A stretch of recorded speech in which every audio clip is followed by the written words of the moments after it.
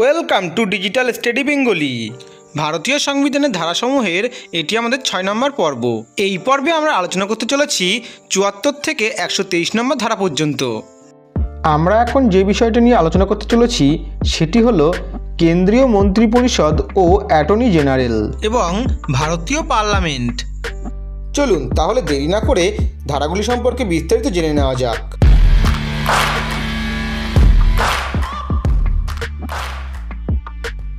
ভারতীয় সংবিধানের 74 নম্বর ধারায় উল্লেখ রয়েছে রাষ্ট্রপতিকে সাহায্য ও পরামর্শ দেওয়ার জন্য কেন্দ্রে একটি মন্ত্রিপরিষদ থাকবে। ভারতীয় সংবিধানের 75 নম্বর ধারায় উল্লেখ রয়েছে কেন্দ্রীয় মন্ত্রিসভার গঠন প্রণালী। ভারতের সংবিধানের 76 নম্বর ধারায় উল্লেখ রয়েছে ভারতে একজন অ্যাটর্নি জেনারেল থাকবে।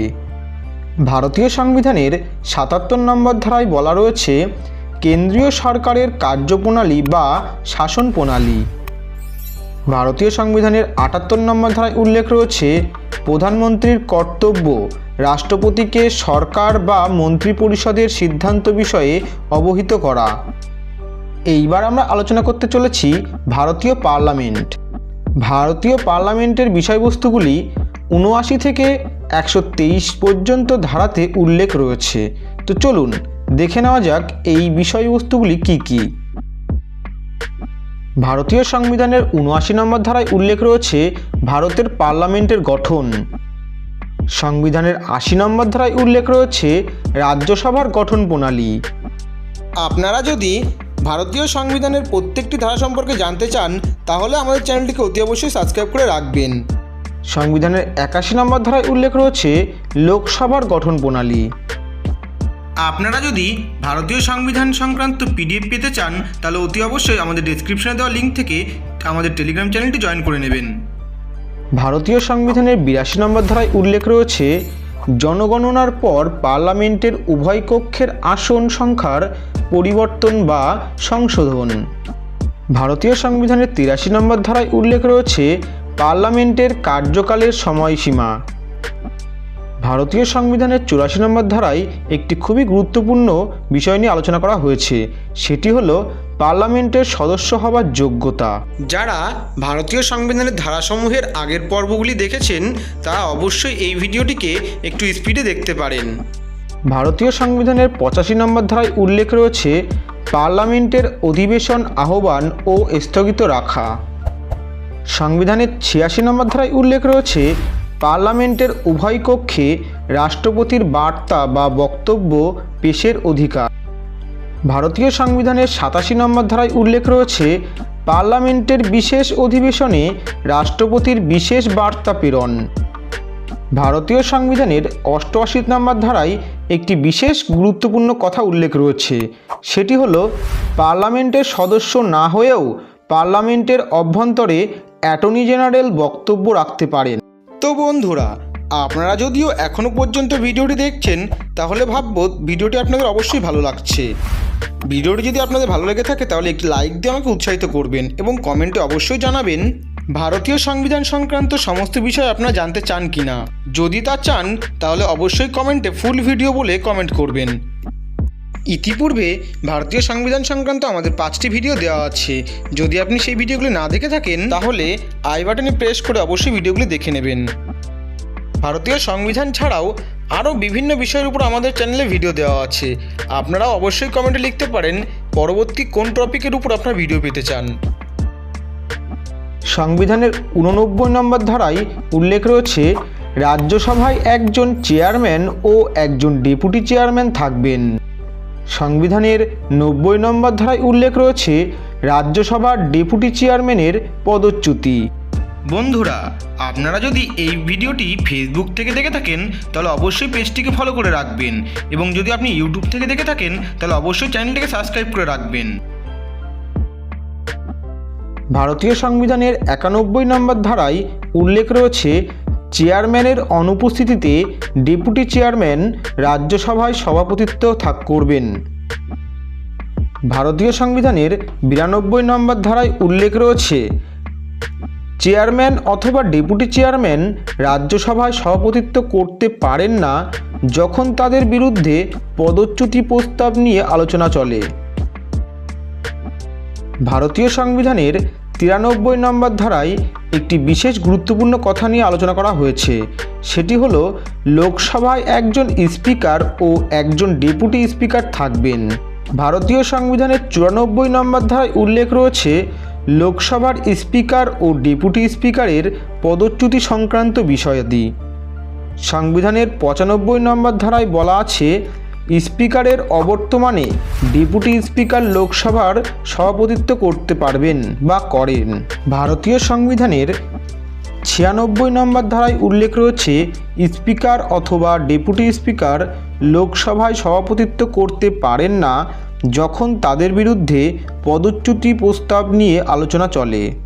এখানে একটু বলে রাখি 92 ও 96 এই ধারা দুটির বিষয়বস্তু কিন্তু আলাদা। 92-এ বলা রয়েছে রাজ্যসভায় এবং 96-এ বলা রয়েছে লোকসভায় স্পিকার অথবা ডেপুটি স্পিকার সভাপতিত্ব করতে পারবেন না।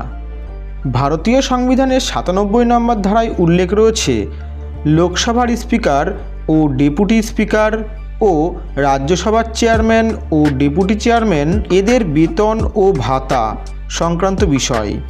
এদের বেতন ও ভাতা দেওয়া হয় ভারতের সঞ্চিত ব্যয় তহবিল থেকে। ভিডিওটি গুরুত্বপূর্ণ মনে হলে আপনার বন্ধুদের মাঝে অতি অবশ্যই শেয়ার করবেন।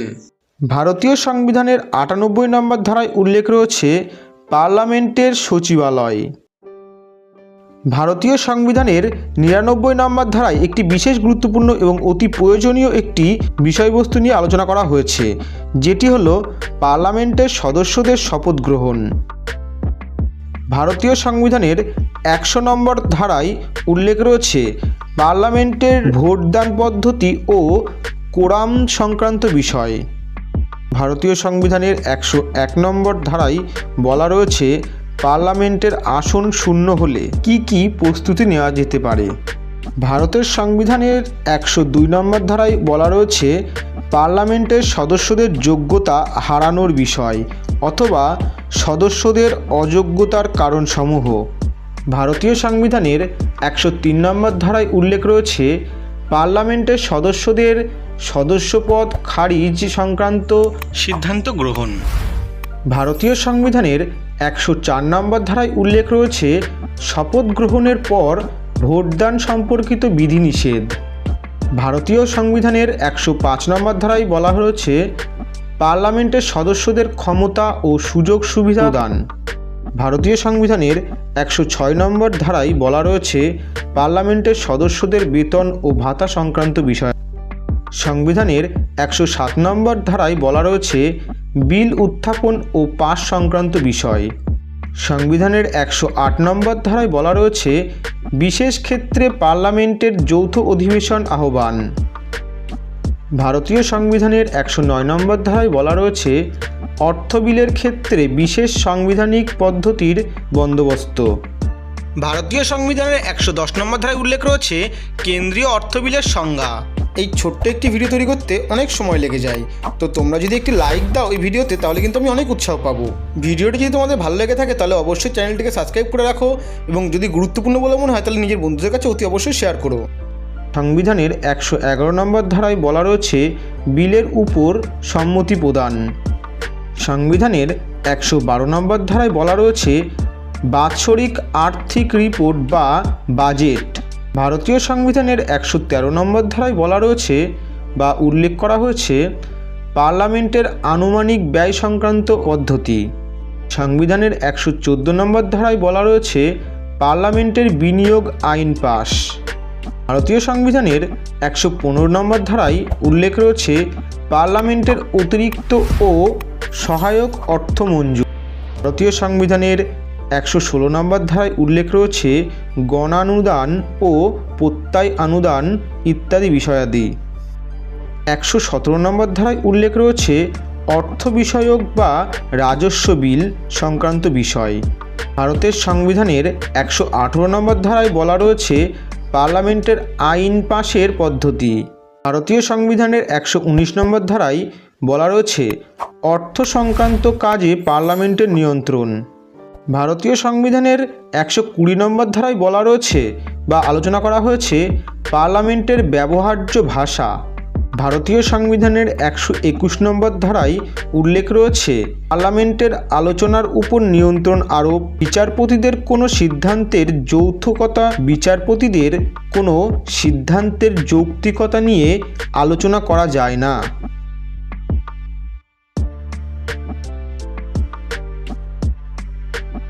ভারতীয় সংবিধানের 122 নম্বর ধারায় উল্লেখ রয়েছে পার্লামেন্টের কার্যাদিসমূহ আদালতের এখতিয়ারভুক্ত বিষয় নয়।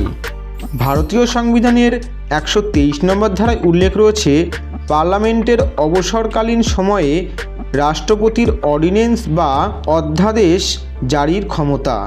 আমরা ভারতীয় সংবিধানের ধারাসমূহের পরবর্তী পাঠে আলোচনা করতে চলেছি ভারতীয় সুপ্রিম কোর্টকে নিয়ে।